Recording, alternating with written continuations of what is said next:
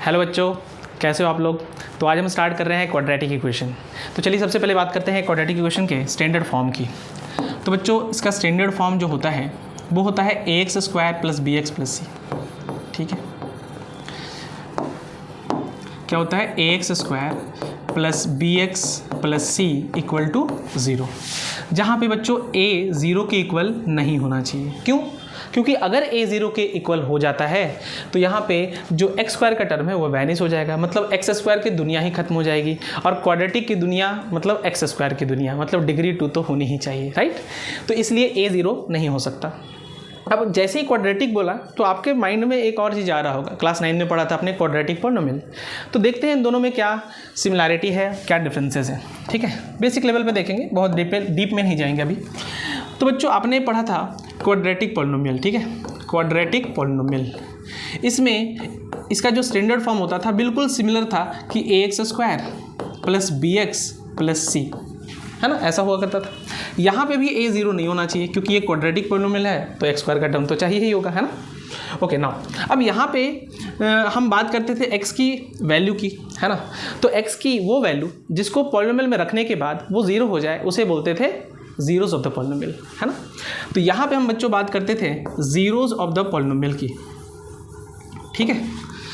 जबकि अब इसकी बात अगर हम करते हैं तो यहाँ पे भी बिल्कुल सिमिलर ही है, बस इक्वल टू 0 कर दिया है। बेसिक लेवल पे लगभग दोनों सिमिलर है, लेकिन थोड़ी सी क्या है डिफरेंसेस है जो कि हम आगे के लेक्चर में देखेंगे। फिलहाल हम यहाँ पे बात कर लेते हैं। तो यहाँ पे x square plus B x plus C equal to 0 एक क्वाड्रेटिक इक्वेशन है। यहाँ पे भी जो x की वैल्यू होगी, जो x की वैल्यू इसमें रखने के बाद ये पूरा का पूरा क्या हो जाएगा, 0 के इक्वल हो जाएगा। दैट मीन्स कि LHS RHS के इक्वल हो जाएगा। इस केस में हम इसको जीरोस बोला करते थे जब 0 के इक्वल होता था, जबकि इस केस में हम क्या बोलेंगे बच्चों, इसको बोलेंगे रूट्स, है ना। क्या बोलेंगे, रूट्स। तो क्या हम ऐसा बोल सकते हैं कि जो यहाँ पे 0 था वही रूट्स होगा? बेसिक लेवल पे बोला जाए तो हाँ होगा, लेकिन कुछ डिफरेंसेस है जैसा कि मैंने आपको बताया, ठीक है। इसके कितने जीरोस होते थे बच्चों? तो अगर आपको याद हो तो इसके 2 जीरोस हो सकते थे, है ना। वहाँ पे हमने पढ़ा था कि जो नंबर ऑफ जीरोस हैं, नंबर ऑफ जीरोस, है ना, ये किस पे डिपेंड करता था, डिग्री पे, ठीक है। इनफैक्ट आप बोल सकते हो कि मैक्सिमम नंबर ऑफ जीरोस जो है वो डिग्री के इक्वल होगा, है ना। मतलब मैक्सिमम नंबर ऑफ जीरोस जो होगा वो डिग्री के इक्वल होगा। तो क्योंकि यहाँ पे डिग्री कितनी है, 2 है, दैट मीन्स कि इसके जो मैक्सिमम नंबर ऑफ जीरोस होंगे वो कितने होंगे, 2। सेम यहाँ पे भी होगा। यहाँ पे भी डिग्री कितनी है बच्चों, 2 है, तो इसके कितने रूट्स होंगे, तो यहाँ पे भी मैक्सिमम नंबर ऑफ रूट्स जो होंगे, मैक्सिमम नंबर ऑफ रूट्स वो होंगे कितने बच्चों, 2। मैंने क्या बोला, मैक्सिमम, ज़्यादा से ज़्यादा 2 हो सकते हैं। क्या ऐसा भी हो सकता है कि रूट्स 1 मिले? हाँ बिल्कुल हो सकता है, ठीक है। क्या ऐसा भी हो सकता है कि रूट्स जो है 1 भी ना मिले? हाँ हो सकता है, लेकिन वो डिपेंड करेगा कि वो रूट किस टाइप का है, उसके नेचर पे डिपेंड करेगा, ठीक है। तो चलिए फिलहाल हम बात करते हैं आगे इसकी। तो क्वाड्रेटिक इक्वेशन के कितने मैक्सिमम रूट्स हो सकते हैं बच्चों? तो इसके 2 रूट्स हो सकते हैं, ठीक है। एक को मैं अल्फ़ा ले रहा हूँ, एक को बीटा। अब बोलोगे सर ये अल्फ़ा बीटा क्या है? तो अल्फ़ा बीटा बस एक नाम है बच्चों, आप नाम कुछ भी रख सकते थे, ए भी रख दो, सी डी रख दो। यहाँ पे अल्फ़ा बीटा जनरली बुक्स में यूज़ करते हैं, दैट्स वाई मैंने भी यूज़ कर लिया। ओके, अल्फ़ा बीटा इसके रूट्स है। तो अल्फ़ा प्लस बीटा, मतलब अल्फ़ा बीटा में रिलेशन होता है alpha plus beta, that means कि सम ऑफ रूट्स ये होता है minus b upon a, where b is the coefficient of x and A is the coefficient of x square. Similarly alpha into beta जो होगा वो होगा C upon A, C is the constant term and A is the coefficient of x square. Simple है। एक और छोटी सी बात कि बच्चों यहाँ पे जो ए है ना, इसका एक अलग नाम है, इसको आप बोल सकते हो लीडिंग कोफिशिएंट, इसे बोल सकते हो आप लीडिंग कोफिशिएंट्स, ठीक है। बी को बोला जाता है मिडिल टर्म कोफिशिएंट,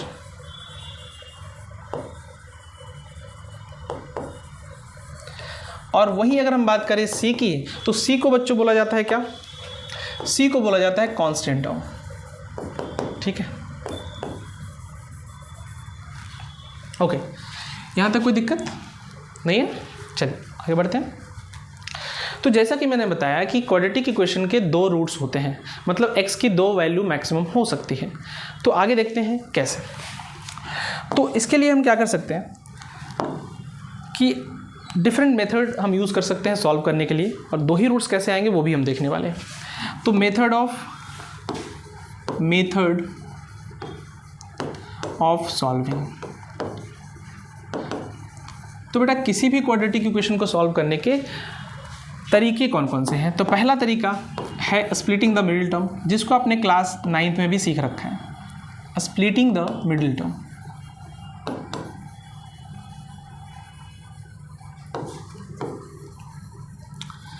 जिसे हम फैक्टराइजेशन भी बोलते हैं सिंपल टर्म में, ठीक है। तो इसमें क्या करते हैं हम आगे देखेंगे, पहले चलते हैं सबको लिख लेते हैं। दूसरा है completing the whole square, completing the whole square.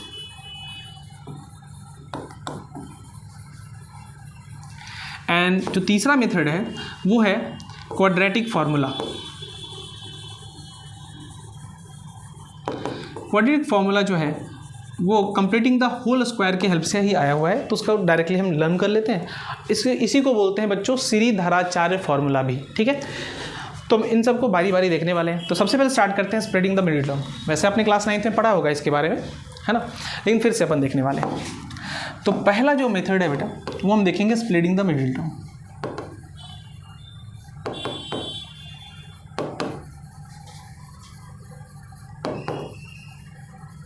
ठीक है, ओके। तो चलिए एक एग्जांपल सिंपल सा ले लेते हैं हम लोग। क्वेश्चन है, मान लो कि फैक्टराइज, या बोल सकते हो find the roots of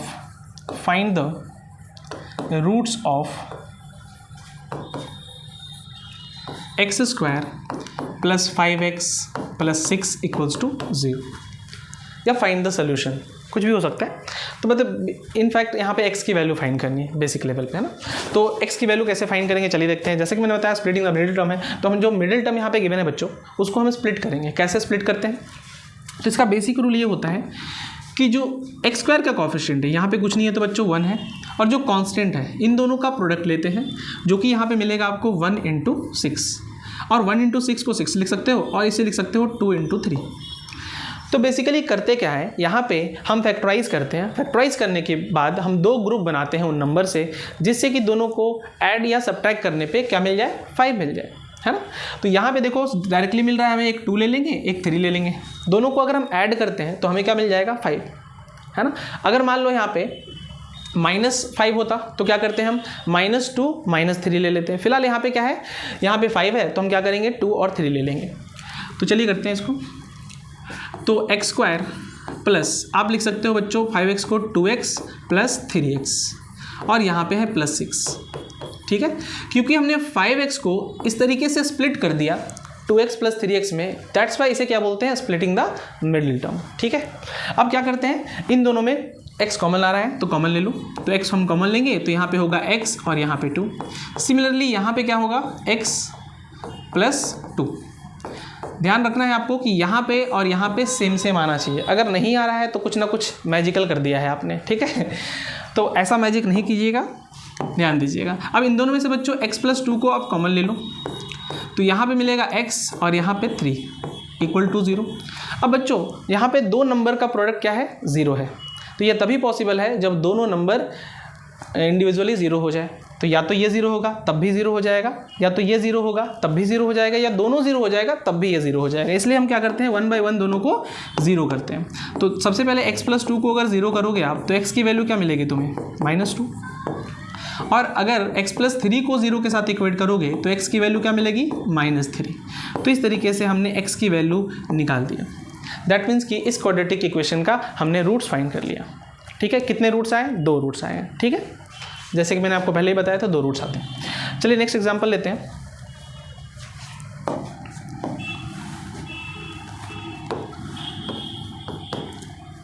suppose करो मैं बोल रहा हूँ कि फैक्टराइज, या आप बोल सकते हो फाइंड द रूट्स ऑफ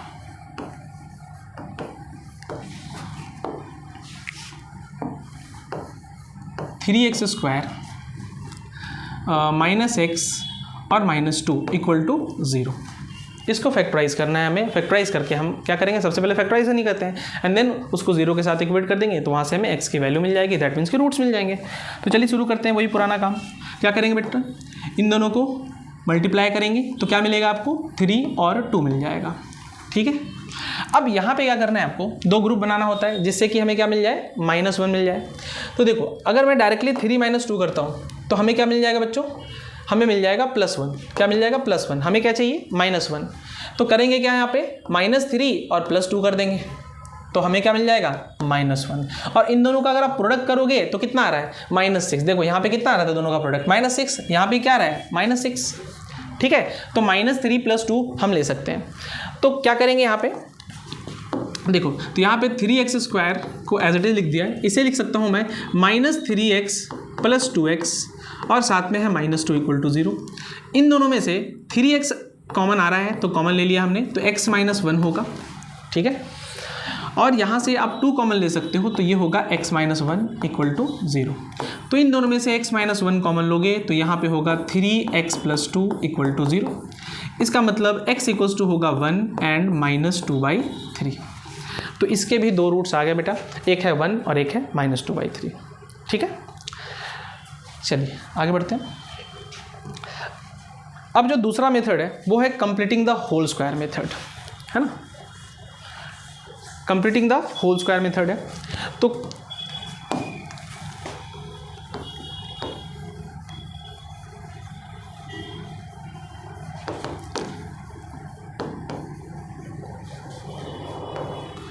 वैसे ये मेथड आपके सिलेबस में है नहीं, लेकिन अगर ये समझ जाते हो, ठीक है, तो बहुत सारे सवाल जैसे आप क्लास 11th में जब जाओगे तो वहाँ पे बहुत जगह ज़्यादा ये यूज़ होता है, तो इसलिए आपको ये मेथड आना चाहिए। ठीक है, तो चलिए देखते हैं, बहुत ही सिंपल सा बेसिक सा है। तो करते क्या है यहाँ पे, देखिए एक क्वेश्चन ले लेते हैं। मैंने लिखा x² + 10x + 25 = 0। तो यहाँ पे कंप्लीटिंग द होल स्क्वायर क्यों बोला जा रहा है, क्योंकि हम किसी ना किसी होल स्क्वायर में इसको कंप्लीट करने वाले हैं। तो होल स्क्वायर हमने 2 पढ़ा था, एक पढ़ा था बच्चों कि a + b का होल स्क्वायर, बचपन से पढ़ रही है तो, जो कि होगा a² + b² + 2ab। Similarly a - b का होल स्क्वायर क्या होगा, ये होगा a² + b² - 2ab। ठीक है, कोई दिक्कत। अब देखो अगर कोई एक्सप्रेशन इस फॉर्म में आ जाता है, ठीक है, कोई एक्सप्रेशन बच्चों इस फॉर्म में आ जाता है, ठीक है, तो इसे हम बोलते हैं a - b का होल स्क्वायर। और कोई एक्सप्रेशन अगर इस फॉर्म में आ जाता है तो उसे हम लिख सकते हैं a + b का होल स्क्वायर। ठीक है, तो अगर आप ध्यान से देखो तो यहाँ पे सब कुछ प्लस में है ना, प्लस में है। तो सबसे पहले देखो यहाँ पे क्या करो, यहाँ पे x का स्क्वायर तो होगा जैसा कि आपको दिख रहा है, इसे आप लिख सकते हो 5 का स्क्वायर, लिख सकते हो ना।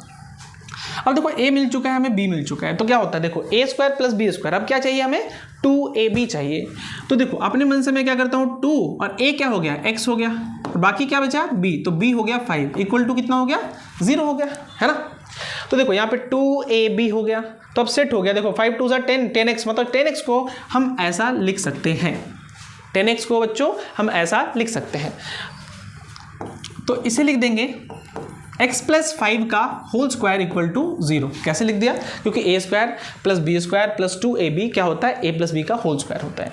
अब यहाँ पे बच्चों होल स्क्वायर का मतलब हुआ x + 5 × x + 5 = 0। दैट मीन्स कि x की वैल्यू आएगी -5 - 5। तो कितने रूट्स हो गए बच्चों, यहाँ पे 2 रूट्स हो गए। ठीक है, यहाँ तक कोई दिक्कत। चलिए आगे बढ़ते हैं। सपोज करो क्वेश्चन है कि 3x² + 5x + 7 = 0, ऐसा है। ठीक है, अब इसके रूट्स निकालने हैं। तो इस बार कैसे करेंगे, इसके पहले वाले एग्जाम्पल में क्या था, इसके पहले वाले एग्जाम्पल में यहाँ पे x² का कोएफिशिएंट जो था वो 1 था, जबकि इस वाले क्वेश्चन में x² का कोएफिशिएंट 1 नहीं है। तो क्या करेंगे, तो सबसे पहले बच्चों क्या करना होता है कि ऐसे क्वेश्चन में अब जो x² का कोएफिशिएंट है उससे डिवाइड कर दो। ठीक है, तो डिवाइड कर दो दोनों साइड, किससे, x² के कोएफिशिएंट से, जिससे कि x² का कोएफिशिएंट 1 बन जाए। तो ये हो जाएगा x² और यहाँ पे होगा बच्चों 5/3x और ये हो जाएगा 7/3 = 0, है ना। अब देखो ये बन गया आपका x², ठीक है, a²। अब हमें जो x का टर्म है उसमें 2ab बनाना है ना। तो क्या वहाँ पे 2 का टर्म है? तो क्योंकि 5/3 लिखा है तो 2 नहीं है, तो 2 नहीं है तो 2 से मल्टीप्लाई डिवाइड कर सकते हैं हम लोग, है ना। तो यहाँ पे बच्चों 2 से मल्टीप्लाई डिवाइड कर दो। तो मैं यहाँ पे देखो 2 से मल्टीप्लाई कर रहा हूँ और 2 से डिवाइड कर रहा हूँ। तो यहाँ पे देखो 2 और a क्या है? x है। तो 2x को छोड़कर जो भी बचा हुआ है वो सारा का सारा क्या बन जाएगा? b बन जाएगा। मतलब यहाँ पे जो 5/6 बनेगा वो क्या होगा? b बन जाएगा। तो यहाँ पे देखो 2a, बाकी जो बचा है 5/6 वो क्या बन जाएगा? b बन जाएगा। तो according to identity of a plus b का होल स्क्वायर क्या होता है? a square plus b square plus 2ab होगा, है ना। तो a स्क्वायर प्लस 2ab बन चुका है, तो b स्क्वायर चाहिए कि नहीं? तो b क्या है यहाँ पे? 5/6। तो 5/6 का यहाँ पे होल स्क्वायर हमें अपने मन से ऐड करना पड़ेगा जिससे कि ये फॉर्मूला पे सेट हो जाए। तो हमने ऐड करा है तो सब्ट्रैक्ट भी करेंगे, राइट। और साथ में क्या लिखा है बच्चों? 7/3 लिखा है विच इज इक्वल्स टू 0। कोई दिक्कत? अब ध्यान से देखो, तो यहाँ से यहाँ तक ये क्या बन गया है बच्चों? ये बन गया है a प्लस बी का होल स्क्वायर, मतलब x प्लस 5/6 का होल स्क्वायर, ठीक है। अब इसको RHS में सेंड करो तो कितना हो जाएगा? ये हो जाएगा आपका 25/36 और माइनस कितना होगा? 7/3, ठीक है, -7/3 होगा। यहाँ पे एलसीएम लेंगे आप, ठीक है। तो ये कितना होगा? 36 और 36 आने के बाद यहाँ पे हो गया बेटा 25 और ये हो गया 84, है ना। तो यहाँ पे आ गया 9 एंड 5, 59/36। तो x प्लस 5/6 का होल स्क्वायर क्या आ गया बेटा? -59/36 आ गया। कोई दिक्कत नहीं है। तो अब देखो यहाँ पे, अब हमें पता है कि स्क्वायर कभी भी निगेटिव नहीं हो सकता, स्क्वायर कभी भी निगेटिव नहीं हो सकता। दैट्स वाई यहाँ पे एक भी वैल्यू पॉसिबल नहीं है, क्योंकि मुझे आपको ऐसा भी बताना था, मैंने आपको बताया था कि हमेशा वैल्यू नहीं मिलेगी, कभी कभी ऐसा भी आएगा जब रियल वैल्यू नहीं मिलने वाला है। क्योंकि हमारे कोर्स में सिर्फ रियल वैल्यू है, तो एक्स स्क्वायर हमें पता है कि किसी भी रियल नंबर का स्क्वायर कभी भी निगेटिव नहीं हो सकता। यहाँ पे निगेटिव आ गया तो यहाँ पे x की कोई भी पॉसिबल वैल्यू नहीं है, x की कोई भी पॉसिबल रियल वैल्यू नहीं होगी, है ना। तो यहाँ पे क्या लिखेंगे बेटा? कैसे लिखेंगे? लिखेंगे real value of x is not possible. इसी क्वेश्चन में सपोज करो, इसी क्वेश्चन में बच्चों ये ना आके कुछ और आता है, जैसे कि मान लो x प्लस 5/6 का होल स्क्वायर, ये आ जाता 16/9, है ना, इसी क्वेश्चन में। तो क्या करते हैं हम लोग? तो स्क्वायर रूट लेते हैं। तो अगर आप स्क्वायर रूट लोगे तो RHS में प्लस और माइनस दोनों लिखते हैं हम लोग, है ना। तो यहाँ से आपको मिल जाएगा x plus 5/6 is equals two plus minus 4/3। तो एक बार यहाँ पे प्लस साइन लोगे, एक बार माइनस साइन लोगे। तो अगर आप प्लस साइन लोगे तो x इक्वल्स टू क्या होगा बताओ? 4/3 minus 5/6 which is equals to 6 LCM आ जाएगा, तो 3 2 जा 8 हो जाएगा यहाँ पे, और ये 5 विच इज इक्वल्स टू 3/6 और ये हो गया 1/2। और अगर आप माइनस साइन लेते हो, अगर आप इसी क्वेश्चन में माइनस साइन लोगे यहाँ पे, तो क्या हो जाएगा देखो, तो ये होगा x plus 5/6 is equals to minus 4/3, right. That means कि x equals to minus 4/3 minus 5/6 which is equals to 6 and 8 -8 हो गया बच्चों, और यहाँ पे -5 जो कि होगा -13/6। ओके, तो यहाँ पे x की दो वैल्यूज़ मिल गई। तो यहाँ पे इस केस में वैल्यू नहीं मिल रही है बिकॉज ये नेगेटिव आ रहा है, जबकि अगर मान लो कुछ ऐसा आता तो हम इस तरीके से कर लेते, प्लस और माइनस दोनों साइन ले लेते हैं एंड देन इसको सिंप्लीफाई कर लेते हैं। Okay, thank you.